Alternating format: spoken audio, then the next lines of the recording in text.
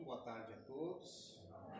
Como disse a nossa irmã, sejam todos bem-vindos. E eu sou muito grato pela oportunidade que é me concedido de mais uma vez estar aqui para aprender junto com vocês, né, as lições do Evangelho, que é muito importante. A gente estar buscando esse alimento espiritual, né, que alimenta a alma, que conforta, e rogamos o amparo, o auxílio da espiritualidade para que essa tarde seja bem proveitosa para todos nós, que esse assunto que vamos tratar possa ser auxiliado pela espiritualidade para que ele venha trazer contribuição para o nosso aprendizado espiritual, que é muito importante a gente poder entender um pouquinho do Evangelho de Jesus, onde está aqui todas as leis morais que vêm nos auxiliar na nossa caminhada, na nossa evolução.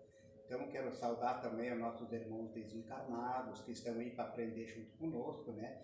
E aqueles que mais tarde vão assistir, talvez, essa palestra, que também possam aproveitar esse momento. E o assunto que nos foi pedido é do Evangelho, no capítulo 10, no item 11, que nos fala: não julgueis para não ser julgado. A gente vai conversar esse assunto, mas acho que não era necessidade mais, né? Porque eu acho que aqui ninguém julga um ou outro mais, né? A gente já aprendeu a olhar para os outros e não tem mais essa já vencemos isso, né?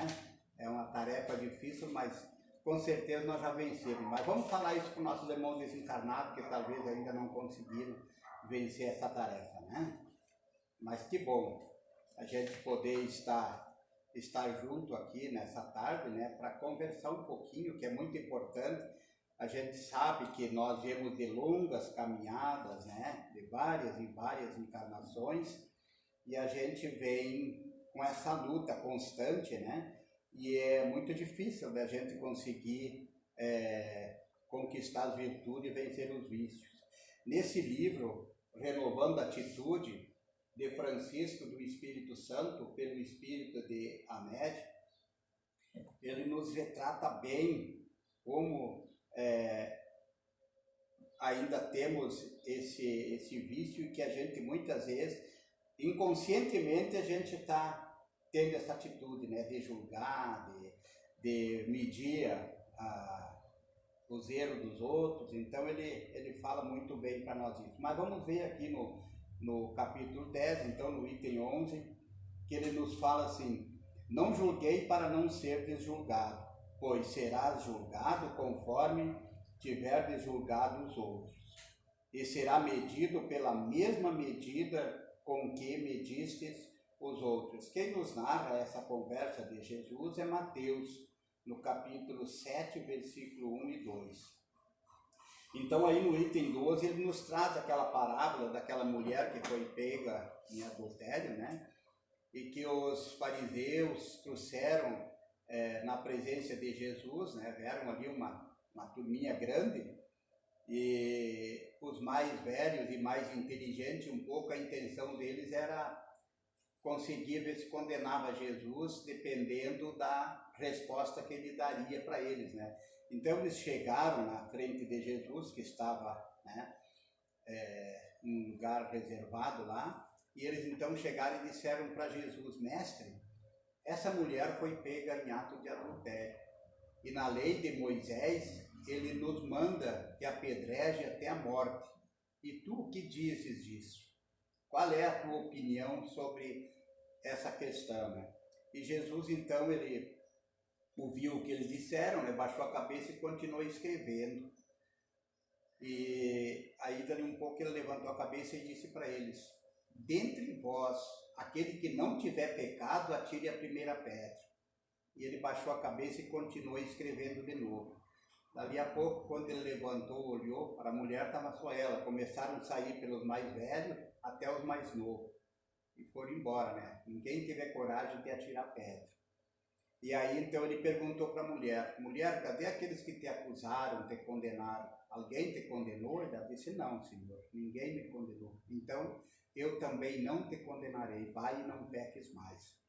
Então ele nos deu um exemplo ali para nós, né, que na verdade todos nós temos os nossos pecados, todos nós temos a nossa falha, as nossas falhas, porque somos espírito em evolução. Nós ainda não estamos evoluídos, né? Nós estamos em evolução. Quando nós tivermos conseguido a evolução moral suscetível ao espírito criado por Deus, nós não vamos ter mais necessidade de reencarnar aqui na Terra. Então, enquanto nós estiver reencarnando aqui na Terra, porque nós ainda temos esses vícios ainda para vencer, né? E que bom aqueles que já não têm mais esse vício, mas também daí já não estão mais aqui, né? Estão lá do outro lado, atento para nos auxiliar nessa tarefa, que é uma tarefa bem difícil, porque isso está impregnado em nós. Isso a gente vem de várias e várias encarnações, né? Aprendendo, vai pegando o costume com os outros, vamos dizer que é com os outros, né? Para não dizer que é nós mesmos, né? E a gente então vai aumentando cada vez mais esse vício danado. Então aqui no item 13, ele continua nos dizendo assim: aquele que não tiver pecado, atire-lhe a primeira pedra. E disse-lhe Jesus: essa máxima faz da indulgência um dever, porque não há quem não irá necessitar dela para si mesmo. Então quer dizer que a indulgência é uma máxima que todos nós vamos precisar da indulgência. Quem de nós não precisa da indulgência, né, para com nossos erros, com nossos defeitos? Então Jesus quis dizer que isso ele fazia um dever. Todos nós temos o dever de ser indulgente porque nós precisamos da indulgência.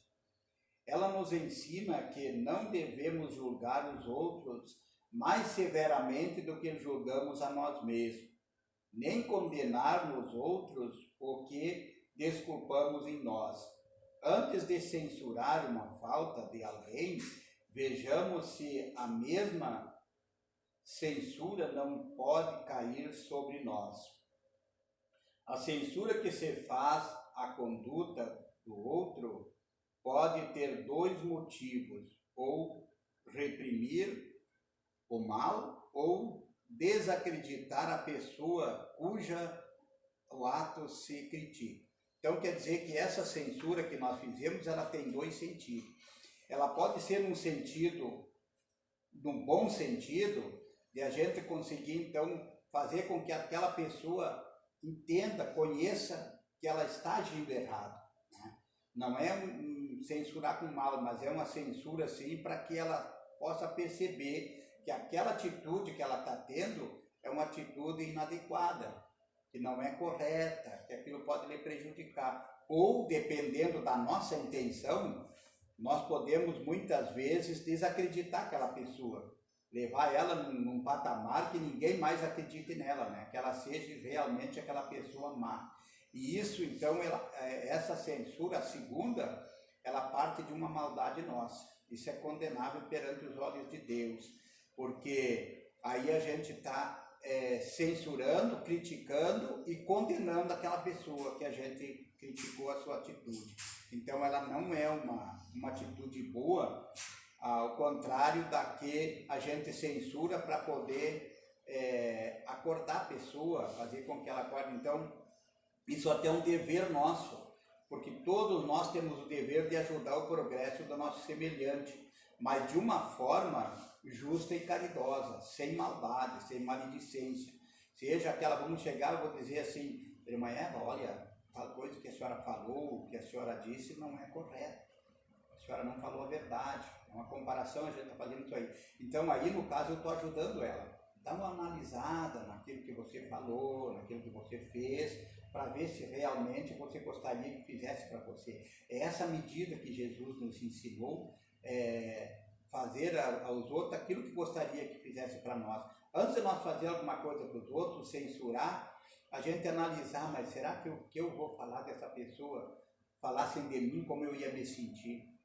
Então isso é uma atitude nobre, é aquela atitude que vai auxiliar. Agora, quando a gente faz uma censura com maldade, aí a gente está prejudicando o outro.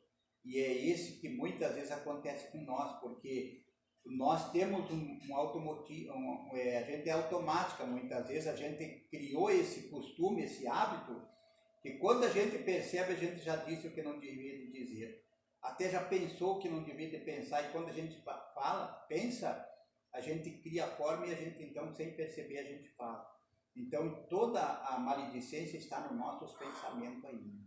Então é um trabalho que a gente vai ter que fazer com bastante cautela, com bastante esforço, para que a gente consiga vencer essas atitudes ainda primitivas, né? Que ainda está lá no nosso instinto ainda, que a gente não conseguiu ainda cultivar essa terra do coração e tirar todas essas maledicências ainda.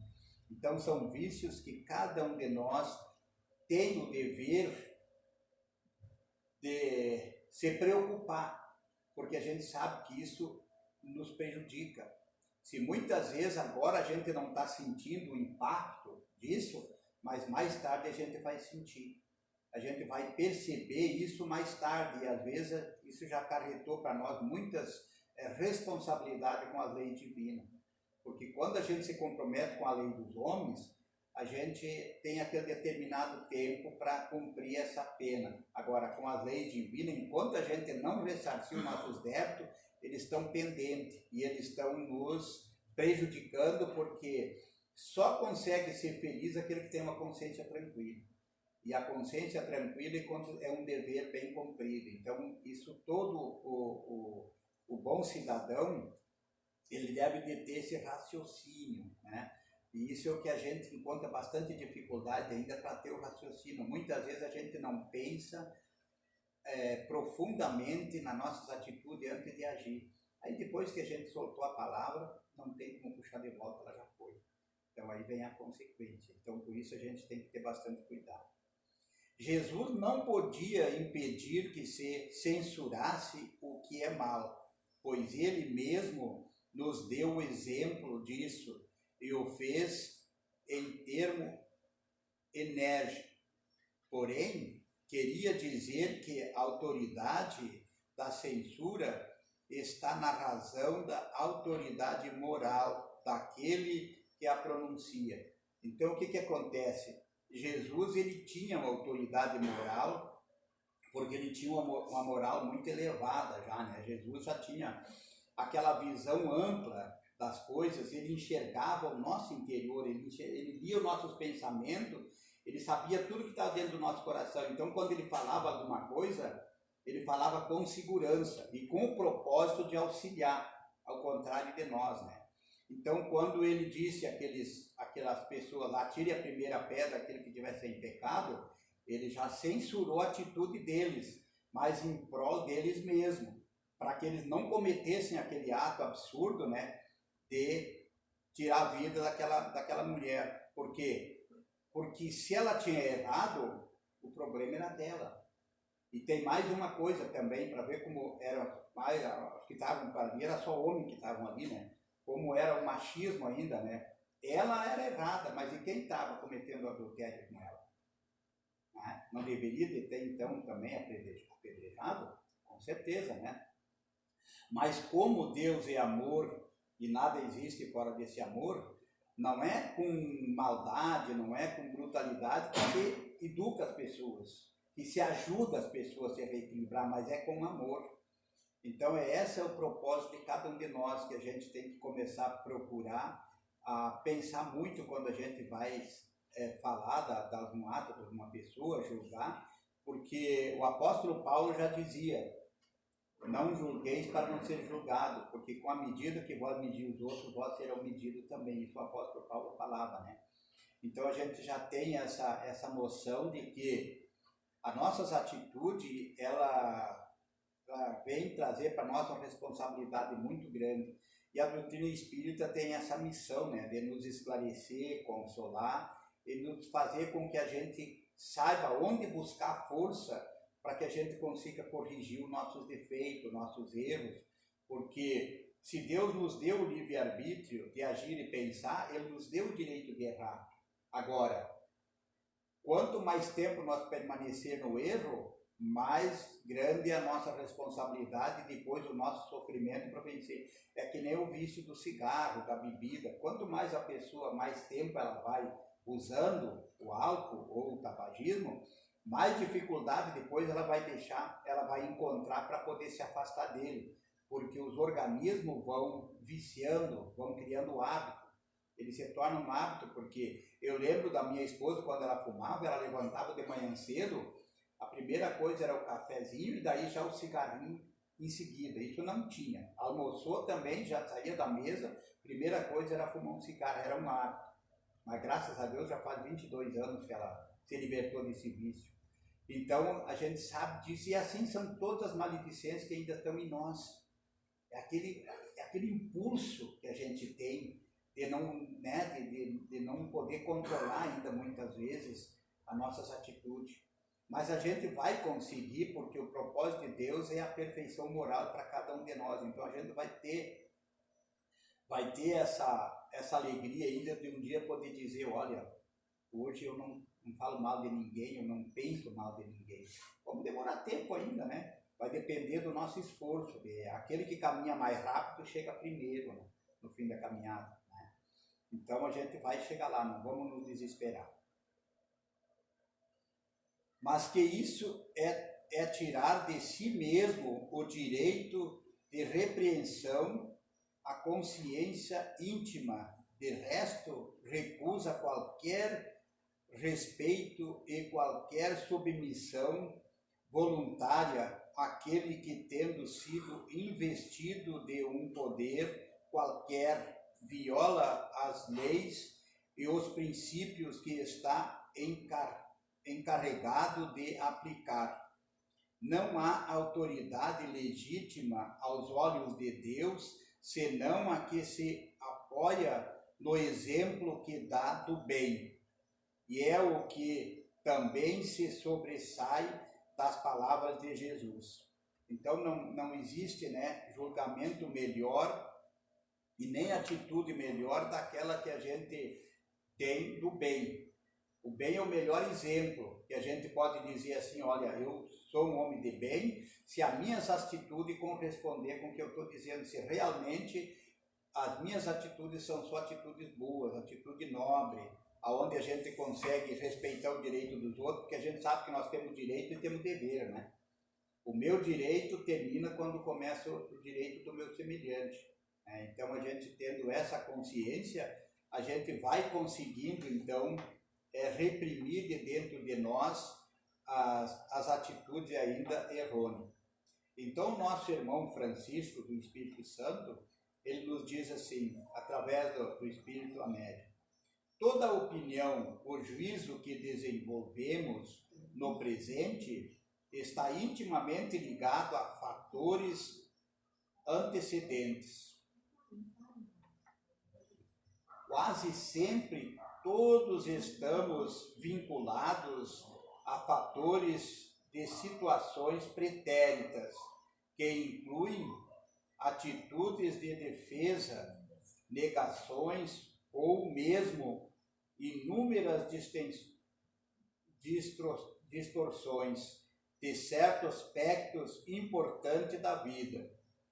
Tendências ou pensamentos julgadores estão sedimentados em nossa memória profunda, são subprodutos de uma série de conhecimentos que adquirimos na idade infantil e também através de vivências pregressas. Então é aquilo que eu falei, né? A gente vem já de várias encarnações adquirindo esse vício, essas ideias, esses costumes, e é onde a gente vai encontrando dificuldade de se livrar deles.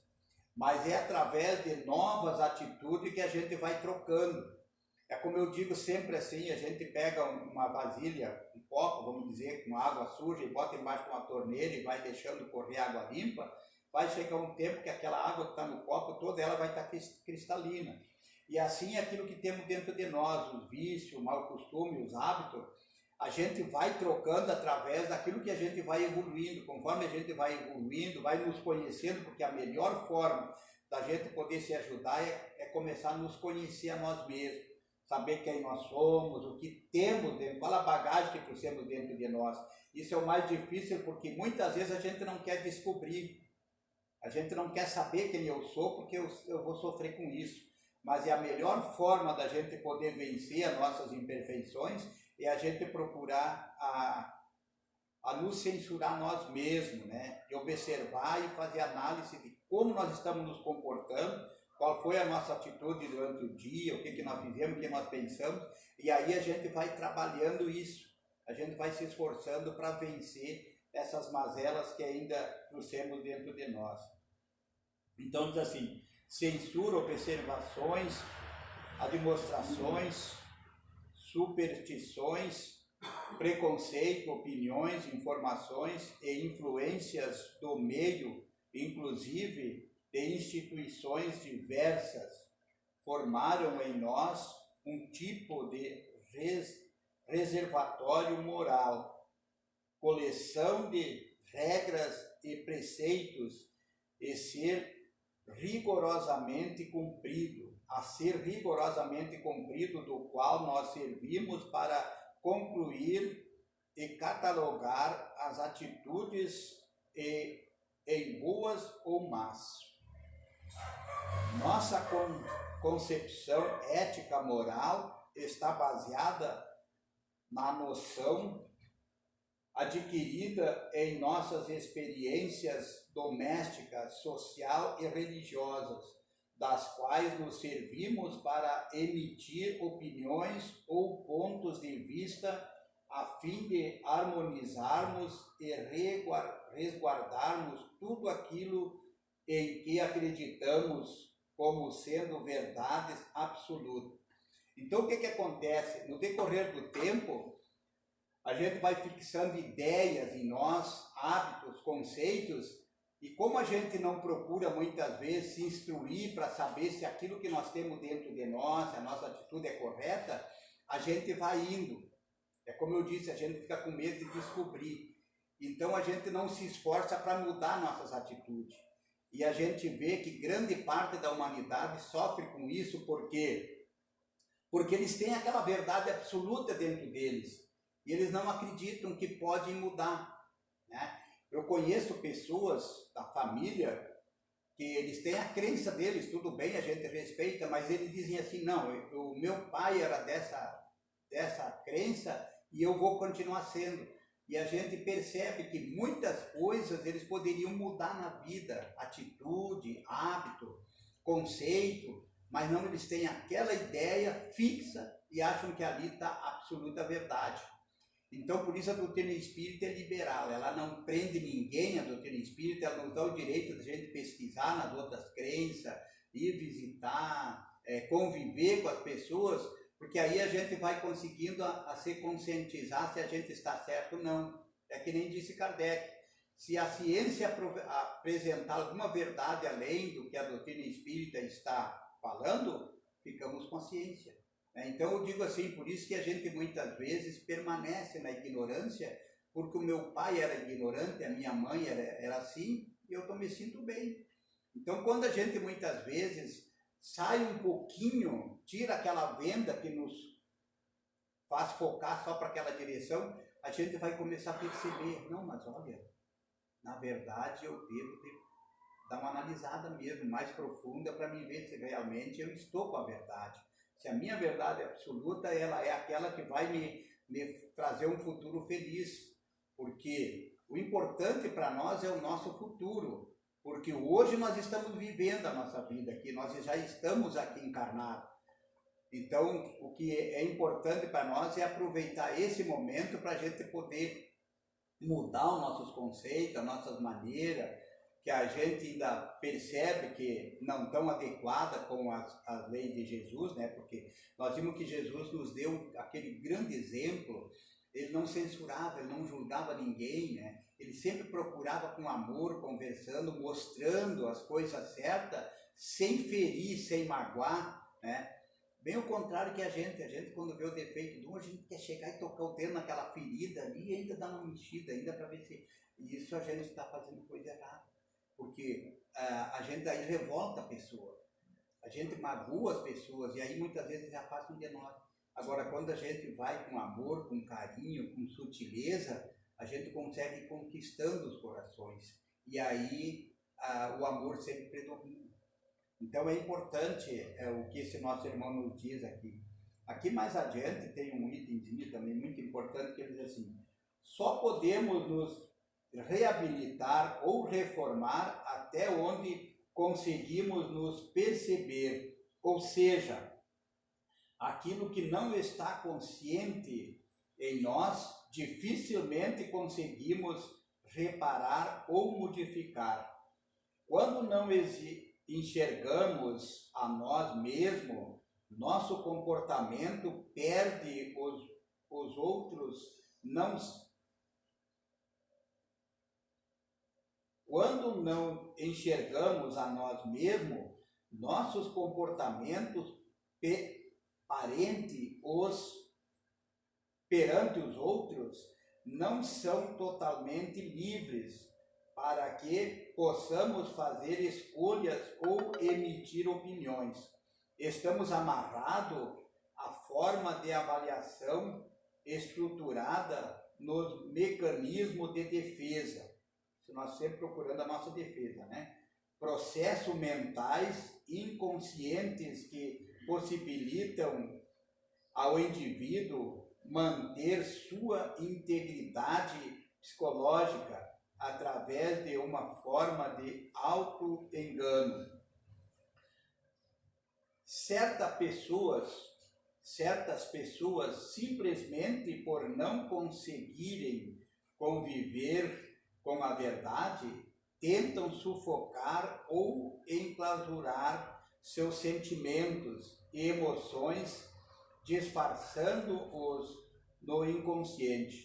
Então, isso que eu estava falando, né? Que muitas vezes a gente não consegue aceitar a verdade e a gente então fica com aquilo preso lá no nosso inconsciente, e aí aquilo vai ficando ali como eu falei, um hábito, porque daí a gente vai automaticamente mantendo aquelas nossas atitudes sem perceber que aquilo mais tarde vai nos causar muito problema. Porque por isso já dizia Jesus: conhecereis a verdade e a verdade vos libertará. Então é importante, mesmo que a verdade doa, não tem problema, ela passa, né? E aí aquela grande verdade, você aceita que dói